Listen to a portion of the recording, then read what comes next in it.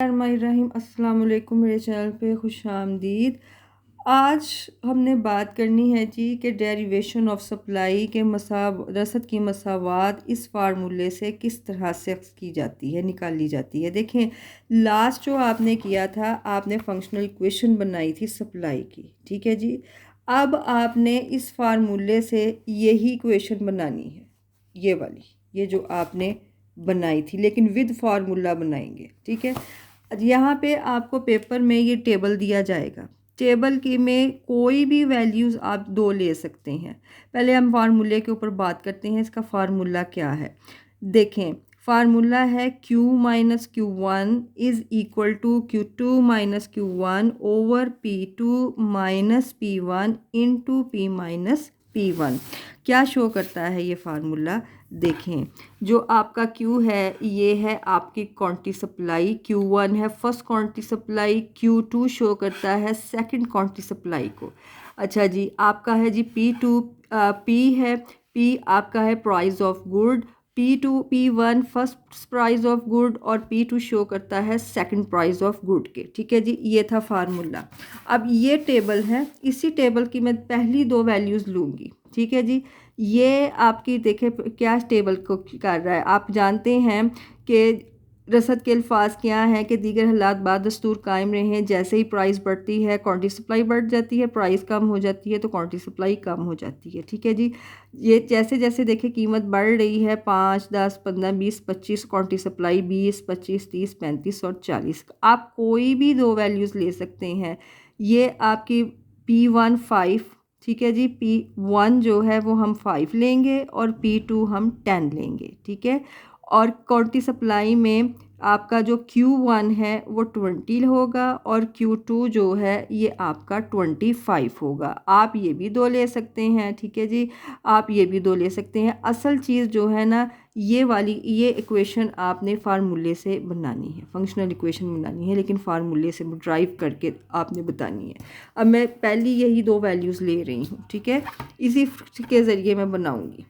ये देखें, ये फार्मूला है। इस फार्मूले में बहुत सिंपल है, बहुत ज़्यादा सिंपल है। आपका ये फार्मूला है, इस फार्मूले में आपने अब वैल्यूज़ को पुट करना है। Q को इसी तरह लिखेंगे, Q माइनस Q1 क्या है? Q1 है आपका 20, ठीक है। ये है 20, यहाँ लिख दें 20, ठीक है जी। अच्छा जी, इज़ इक्वल टू Q2 कितना है आपका 25 माइनस Q1 आपका आया 20 ओवर P2 कितना है आपका? P2 है आपका 10, ठीक है। P2 10 माइनस P1 आपका है 5, ये ले। अच्छा जी, अब आया इनटू P माइनस P1 कितना है आपका 5, ये ले। अब आपने इन्हें पुट कर दिया है, अब आप इन्हें सॉल्व करें। ये देखें जी, Q minus 20 is equal to 25 में से 20 निकालें तो आपका कितना आएगा? 5 आएगा, ठीक है जी। 10 में से 5 को माइनस कर दें, अब कितना आएगा? 5 आएगा। ये इसी तरह आ जाएगी इनटू P माइनस 5, ठीक है। अच्छा जी, Q minus 20 is equal to, देखें 5 से कट गया, 1 आ गया, तो एक्चुअल डिम्पल आपका ये आएगा P माइनस 5। अब Q को इधर छोड़ दें, आप यहाँ पे P माइनस 5 20 को इधर ले जाए। जब साइन बराबर के इस तरफ जाता है तो निशान बदल जाता है, -20 +20 में शिफ्ट हो जाएगा, ठीक है जी। Q इज़ इक्वल टू, ये कन्वर्ट हुआ है प्लस के साइन में, याद रखिएगा। इधर से वैल्यू इधर गई है। P 20 में से 5 को निकालें, अब आपका कितना आएगा? +15, ठीक है जी, +15 आया।